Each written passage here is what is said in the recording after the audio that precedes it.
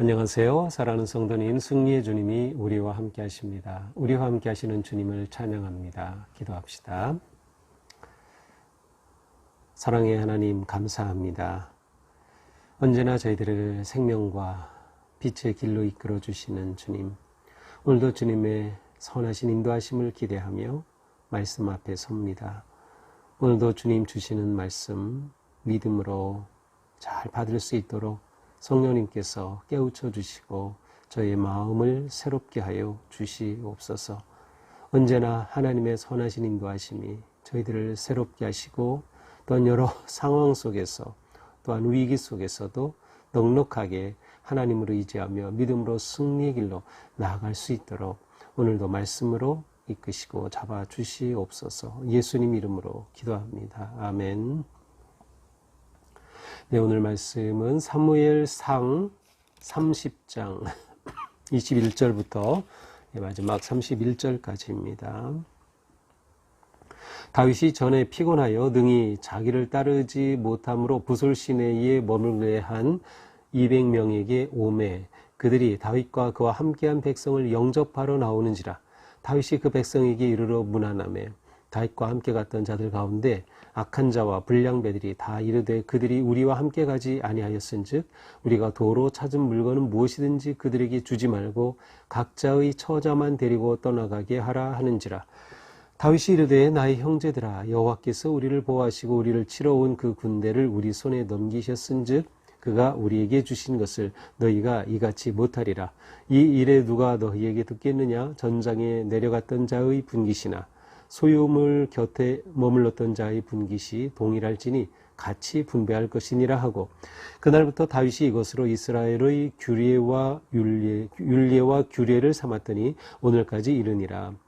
다윗이 시글락에 이르러 전리품을 그의 친구 유다 장로들에게 보내어 이르되 보라 여호와의 원수에게서 탈취한 것을 너희에게 선사하노라 하고 베델에 있는 자와 남방 라못에 있는 자와 얏들에 있는 자와 아로엘에 있는 자와 신못에 있는 자와 에스드모아에 있는 자와 라갈에 있는 자와 여라모엘 사람의 성읍들에 있는 자와 겐 사람의 성읍들에 있는 자와 홀마에 있는 자와 고라산에 있는 자와 아닥에 있는 자와 헤브론에 있는 자에게와 다윗과 그의 사람들이 왕래하던 모든 곳에 보내었더라. 아멘. 자, 다윗이 이제 600명의 부하를 이끌고 가다가 200명은 부솔 시내에서 너무 지쳐서 갈 수 없어서 그곳에 남겨두고 400명을 이끌고 아말렉과의 전투에서 대승리를 거둡니다. 자, 이렇게 승리를 하고 이제 돌아오는 장면이죠. 21절입니다.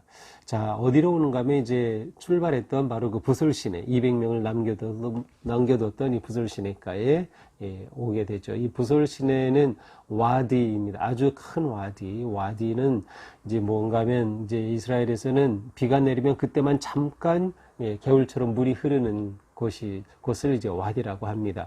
바로 이 부솔 시내에 이들이 머물고 있죠. 이제 이들에게로 돌아옵니다. 그러니까 그들이 다윗과 그에 함께한 백성을 영접하러 나오는지라. 자, 200명은 지금 얼마나 노심초사 기다렸을까요? 자, 우리 400명이 지금 가서 아말렉과 싸우는데 그 강력한 아말렉 정말 이길 수 있을까? 물리칠 수 있을까? 행여나 죽게 되는 거 아닌가 하면서 정말 노심초사했을 겁니다. 그런데 다윗과 그 일행이 들어오니 얼마나 기뻤겠어요. 그래서 다윗과 함께한 그들을 영접하러 나옵니다. 그리고 다윗이 그들에게 잘 있었는지 문안하죠. 그런데 다윗과 함께 갔던 자들 400명이죠. 그들 가운데 악한 자와 불량배들이 있었어요. 도대체 갑자기 악한 자와 불량배라니요? 왜 이렇게 말하는지 이제 그 다음에 나옵니다. 이제 그들이 말하는 겁니다. 이들이 우리와 함께 가지 아니하였은즉 우리가 도로 찾은 물건은 무엇이든지 그들에게 주지 말고 각자의 처자만 데리고 떠나가게 하라 하는지라. 그들이 말하는 거예요. 여기 전쟁에 참여하지 않고 머물렀던 200명, 이들에게는 우리가 되찾은 가족만 주고 우리가 얻은 전리품, 또 우리가 되찾은 물건 아무것도 주지 말자, 이렇게 말한 겁니다. 정말 안타까운 상황이죠. 어떻게 보면 뭐 한편 뭐 이해는 됩니다. 정말 목숨 걸고 싸워서 전쟁에서 이기고 돌아왔는데 그 전리품을 그야말로 가만히 아무 일도 하지 않고 있었던 그 200명에게 나눠준다는 것은 그렇게 마음이 허락하는 일은 아닐 수 있었겠습니다. 하지만 남아있는 200명 그냥 가만히 있었을까요? 정말 이들이 승리하기를 위해서 기도하는 마음으로 기다리며 애타게 있었을 것입니다. 그리고 그들은 지금까지 다윗과 함께하였던 가족과 같은 사람들 아니겠습니까? 자, 이런 상황에서 다윗이 말합니다. 나의 형제들아, 여호와께서 우리를 보호하시고 우리를 치러 온 그 군대를 우리 손에 넘기셨은즉 그가 우리에게 주신 것을 너희가 이같이 못하리라. 자, 다윗이 말하죠. 지금 이 전쟁에서 승리했는데 이 전쟁의 승리가 누구 때문이냐? 여호와 때문인 거랍니다. 여호와께서 우리를 보호하셨기 때문이다. 우리가 잘나서 한 게 아니야. 하나님께서 우리에게 주신 승리다. 그렇다고 하면 어떻게 됩니까? 우리가 얻은 이 전리품 하나님이 주신 것이다. 그러므로 우리 마음대로 할 수 없다라고 딱 분명하게 말합니다. 이렇게 해서 이제 그날 얻은 모든 전리품을 이제 나누게 되죠. 24절. 전장에 내려갔던 자의 분깃이나 소유물 곁에 머물렀던 자의 분깃이나 동일할지니 같이 분배할 것이다. 그러므로 인원수대로 정확하게 똑같이 분배할 것이다. 이날부터 이것이 율례와 규례가 되었다. 법이 되고 관습이 되었다라는 겁니다. 그래서 그 다음부터는 전쟁에서 전리품을 얻으면 참여하지 않은 자들에게 다 주게 되는 셈이죠. 근데 사실 민수기 31장 27절에 보면 전리품에 관한 규칙이 나와 있어요. 민수기 31장 27절에 이런 말씀이 있습니다. 그 얻은 물건을 반분하여 절반은 전쟁에 나갔던 군인들에게 주고 절반은 회중에게 주어라. 자, 이것이 전리품 분배에 관한 하나님의 규칙입니다. 전쟁에 나가서 전리품을 얻을 때 전쟁에 나간 자 절반, 머물렀던 그런 사람들에게 절반 주라는 것입니다. 자, 그렇다고 하면 이렇게 주지 말자고 했던 이자들은 하나님의 이러한 규례를 알지 못했거나 그래서 자신들의 욕심대로 행동했거나 아니면 무시한 것이죠. 이대로 하지 못한 거예요. 그래서 그들은 하나님의 뜻을 따르지 않은 자들이기에 악한 자와 불량배가 되었던 것이죠. 자, 다윗이 이렇게 한 것이 이날부터 율례와 규례가 되었다. 네, 어쩌면 이것은 실제로 이러한 상황에서 다윗이 이 법을 그대로 세움으로 인해서 이제 표준이 되었다라고 할 수 있습니다. 만약 여기에 머물렀던 그 200명도 군인이지만 참여하지 못했으니까 군인에 해당되는 게 아니고 그렇다고 가족의 백성에 해당되는 게 또 아니다라고 생각할 수도 있겠지만 제가 볼 때는 참여했든 안 했든 전리품을 함께 나누라고 하는 이 민수기의 말씀은 다윗의 그 명령대로 그대로 마땅히 지켜져야 했던 것이라고 생각이 됩니다. 자, 26절입니다. 이렇게 이제 다윗이 전쟁에서 승리해서 다시금 600명을 이끌고 시글락에 돌아옵니다. 물론 다 불탔죠. 이 아말렉이 쳐들어와서 다 불탔지만 그래도 그들이 거주했던 이곳으로 돌아옵니다. 자, 그 후에 어떻게 하느냐? 그 전리품을 또 선물합니다. 누구에게 줍니까? 그의 친구 유다 장로들에게 보냅니다. 유다의 지도자들에게 보내면서 여호와의 원수에게서 탈취한 것을 너희에게 선사하노라. 여러분에게 선물을 줍니다. 이것은 바로 여호와의 원수에게서 빼앗은 것입니다. 자, 여호와의 원수 누가? 아말렉이 여호와의 원수였어요. 이 사무엘상에서는 하나님의 원수가 아말렉이라는 표현이 나오는데 근데 사울은 다른 표현을 썼어요. 사울은 14장에 가서 보면 아말렉을 가리켜 내 원수라고 말하고 있어요. 완전히 관점이 차이가 드러나죠. 다윗은 이 모든 것을 하나님의 눈으로, 하나님의 마음으로 보고 있는 겁니다. 하나님의 원수였어야 아말렉은. 그것이 다윗이 그 전쟁에 참여할 명분이었죠. 그래서 하나님께 물었던 거죠. 제가 추격할 수 있겠습니까? 그러나 사울은 이것을 자기 전투로 만들어 가기 때문에 그는 이겼을 때 하나님의 뜻대로 순종하지 않은 겁니다. 아각을 살려두었었고 빼앗은 전리품을 다 진멸하지 않았어요. 그래서 살진 양과 염소를 살려두었던 사건이 있죠. 하나님의 분노를 산 사건이죠. 자, 이렇게 사울과는 전혀 다른 그러한 다윗의 모습을 보여줍니다. 자, 이렇게 유다의 지도자들에게 선물을 줄 뿐만 아니라 여러 지방에 다 보냅니다. 베델에 있는 자, 남방 라못에 있는 자, 야tir에 있는 자 쭉. 그래서 마지막 31절 헤브론에 있는 자, 다윗과 그의 사람들이 왕래하던 모든 곳에 보내었더라.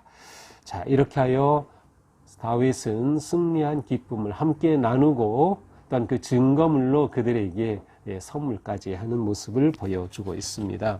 자, 이것이 오늘의 말씀이죠. 자, 오늘 말씀은 이제 다윗이 왕위에 오르기 전에 이룬 마지막 전쟁입니다. 그리고 놀라운 승리의 이야기죠. 자, 이제 내일은 제가 묵상을 토요일에 올리지 않지만 내일 본문이 사무엘상의 마지막 장입니다. 그래서 내일 본문 꼭 묵상하시고 또 읽어보시기 바랍니다. 거기에서는 사울과 그의 세 아들의 마지막 최후에 관한 그러한 말씀이 있습니다. 자, 그러니까 오늘 말씀과 이렇게 연결이 되면서 사울의 시대는 저물었고 이제 다윗의 시대가 열리는 그 길목에 바로 오늘 사건이 있는 것이죠. 자, 오늘 말씀을 보면서 그냥 큰 그림 하나로 제가 요약해 봤어요. 그것은 사명을 이루는 사람은 어떠한 사람인가? 사명을 이루는 사람. 자, 다윗은 사무엘로부터 기름 부음을 받았지만 그 이후에 조처가 전혀 없었어요. 따라서 다윗은 왕으로서의 기름 부음을 받았지만 그가 정말 하나님이 주신 이 사명을 이루기 위해서는 그 스스로가 하나님께 물으면서 길을 찾아가야 했습니다. 그래서 다윗에게 지금까지 있었던 일을 보면 전부 그가 하나님으로부터 받은 사명, 왕이 되기 위한 그런 과정이었음을 알 수 있어요. 그는 먼저 사울이 정신이 이상이 오고 혼란할 때 수금을 켜서 위로해 주기 위해 다윗 궁에 들어갑니다. 그렇게 하여 왕궁 또 그곳에 있는 신하들과 관계를 맺고 또 그것을 살펴볼 기회가 되죠. 골리앗을 이김으로 백성들의 마음을 얻게 되었고 그의 리더십을 보여주게 되죠. 또 그것을 계기로 요나단이라고 하는 정말 좋은 친구를 얻게 됩니다. 사실은 형이죠. 적어도 다윗보다 보통 한 10살, 20살은 많다고 보통 보는데 20세 정도 많다고 보는데 이 요나단을 그야말로 자신의 아주 든든한 후견자를 얻게 되죠. 또 골리앗과 싸워 승리한 이후에 미가를 아내로 얻게 되죠. 이렇게 왕에 오르기 위한 그러한 길을 그는 걷게 됩니다. 사명을 이루어가는 거죠. 그러나 그는 사울의 미움을 받아 도망자가 되어 광야 생활을 하게 됩니다. 그는 이 광야 생활을 통해서 새로운 리더십을 세우게 되고 그의 성품을 만들어가게 됩니다. 광야에서 그는 하나님의 뜻을 구하고 하나님을 바라보며 하나님의 인도하심을 구하면서 진정한 하나님의 왕으로서의 준비를 갖춰가는 것이죠. 자, 그리고 오늘 마지막 왕이 오르기 전 마지막 전투입니다. 이 마지막 전투로 인해서 이 승리로 인해서 다윗은 왕이 될 충분한 자격을 완전히 확보한 겁니다. 이렇게 하여 그는 전리품을 장로들에게 보내고 여러 지역에 보내면서 왕위에 오를 완전한 그러한 준비를 갖추게 되는 것이죠. 자, 이러한 다윗이 오늘 본문에서 어떤 모습을 보여줍니까? 그는 매사에 하나님을 인정합니다. 아말렉과 싸워서 이긴 전투, 이거 하나님께서, 그렇죠? 여호와께서 우리를 보호하셨기 때문이다. 여호와께서 우리에게 주신 것이다. 라고 부하들에게 말합니다. 그러니 너희가 맘대로 우리가 맘대로 이거 우리가 다 갖겠다 할 수 없다는 거죠. 하나님을 인정하는 것. 그만큼 다윗은 겸손하고 온유했습니다. 그는 겸손한 겁니다. 겸손하고 온유하니까 하나님의 뜻을 따른 겁니다. 이 전리품은 하나님이 주신 것이라고 하면 하나님의 뜻에 따라 처리를 해야 하는 것이죠. 그 뜻은 무엇이었습니까? 나누고 베풀고 돌보는 것이었습니다. 다윗은 그의 남아있던 200명의 부하들을 돌보게 됩니다. 살펴보게 되죠. 전리품을 그들에게 나누어 주도록 하죠. 나눔과 베품, 돌보는 것은 너무도 중요한 일이었습니다. 그렇습니다. 이것이 다윗이 보여주는 너무도 아름다운 성품입니다. 진정한 왕은 누군가요? 백성들을 돌보는 겁니다. 특별히 소외된 자, 가난한 자, 억눌린 자를 돌보고 정의롭게 통치하는 것. 진정한 하나님이 세우시는 왕이죠. 다윗이 그러한 왕의 성품을 잘 보여주고 있습니다. 백성들을 나누고 돌보는 것이죠. 자, 이렇게 한 것이 이스라엘의 율례와 규례가 되었다. 이렇게 다윗은 역사를 만들어가는 사람이 되었음을 보고 있어요. 역사를 만드는 사람인 겁니다. 좋은 전통과 좋은 관습과 좋은 법을 만들어 가는 것이죠. 역사를 새로 열어가고 역사를 만들어가는, 이것은 동시에 미래를 준비하는 것이기도 합니다. 자, 이것이 사명을 이루어가는 사람의 모습이에요. 하나님은 우리 모두에게 사명을 주셨어요. 우리 교회에도 사명을 주셨어요. 하나님을 기쁘시게, 사람을 복되게, 세상을 평화롭게 하는 사명을 주셨어요. 우리가 사명을 이루어가기 위해서는 언제나 하나님 중심으로 생각하고 하나님의 뜻과 인도하심에 순종하는 마음이 너무도 필요합니다. 그리고 우리는 서로를 돌보는 거룩한 사랑의 공동체인 교회로 세워져 가야 하는 것이죠. 우리는 다음 세대를 위한 선하고 아름다운 역사를 만들어 가야 합니다. 바로 우리에게 주어진 중요한 일이죠. 이렇게 미래를 준비해가는 다윗, 이제 그의 마지막 결정의 순간은 다가왔습니다. 내일 본문에서는 사울과 그의 아들들이 전쟁터에서 죽게 되고 다윗이 이제 사무엘 하로 넘어가면서 왕위에 오르는 그런 새로운 시대가 열리게 됩니다. 자, 오늘까지 말씀을 보고 이제 내일 마지막 사무엘상 31장을 본 후에는 잠깐 시편 말씀을 보게 되고요. 이제 7월부터는 히브리서를 또 새롭게 시작하게 됩니다. 네, 정말 기대가 됩니다. 네, 계속해서 우리 말씀 묵상, 또 말씀 읽기, 통독, 암송, 정말 말씀으로 거룩하고 아름답게 세워지는 그런 복된 주님의 제자들이 될 수 있기를 축복합니다. 기도하겠습니다. 주님, 오늘도 다윗의 모습을 통해서 하나님이 주신 사명을 이루어가는 모습을 보게 해 주셨습니다. 우리는 하나님께서 구원하여 주시고 또 맡겨주신 사명이 있는 거룩한 주님의 제자들입니다. 저희들도 다윗처럼 이렇게 거룩한 성품을 세워가게 인도하여 주시옵소서. 매사에 하나님을 인정하고 하나님의 뜻을 구하며 하나님의 뜻에 기꺼이 순종하게 하여 주시옵소서. 진정한 역사를 만들어가는 저희가 되게 하옵소서. 하나님의 뜻을 이루어가는 저희가 되게 하여 주시옵소서. 배려하고 돌보고 섬기고 베푸는 그러한 삶, 하나님께서 기뻐하실 거룩한 삶으로 저희들을 인도하여 주시옵소서. 오늘도 우리의 삶이 하나님의 선하신 인도하심 속에 하나님의 뜻을 이루어가는 거룩하고 복된 하루가 되게 하여 주시옵소서. 예수님 이름으로 기도합니다. 아멘. 네, 오늘도 주님의 은혜 안에서 승리하기를 축복합니다. 사랑합니다.